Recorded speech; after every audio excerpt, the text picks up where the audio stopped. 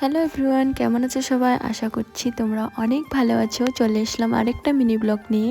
এই যে দেখো, আজকে আমার ভাই চাউলগুলো মিক্স করছে জলের সাথে, কারণ আমরা আজকে কুলি পিঠে বানাবো। আর এদিকে লাবড়াও বসিয়ে দিয়েছে মা, আমি একটু ঘাটাঘাটি করে দিলাম যাতে নিচে না লেগে যায়।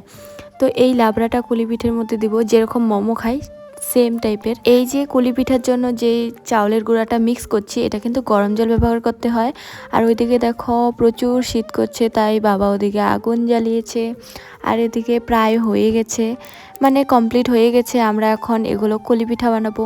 কুলি পিঠা বানানোর জন্য অনেক লোক আছে, যেরকম বৌদি ভাই আছে, তারপর মা আছে, ভাই আছে, আমরা সবাই মিলে বানাচ্ছি। যখন পিঠেটা বানাবো তখন কিন্তু একটু তেল নয়তো চালের গুঁড়া নিয়ে নিতে হবে, কারণ নাহলে ওই শেপটা ভালো হবে না। তো এই দেখো আমি বাটি মতন করে নিয়েছি, এখানে একটু করে লাবড়া দিব আর এই যে মুখটা মেরে দিব। তোমরা তো সবাই জানো, আমি তারপরেও একটু দেখিয়ে দিচ্ছি, ভালো লাগে তোমাদের সঙ্গে শেয়ার করতে। এই যে দেখো সবাই লেগে পড়েছি। কতগুলো পিঠে হবে তোমরা জানো কি এই দুটো গোলাতে? এদিকে দেখো বোন বোন কিন্তু পারে না, তাও ট্রাই করছিল। তো আমাদের পিঠে কমপ্লিট, এই যে দেখো।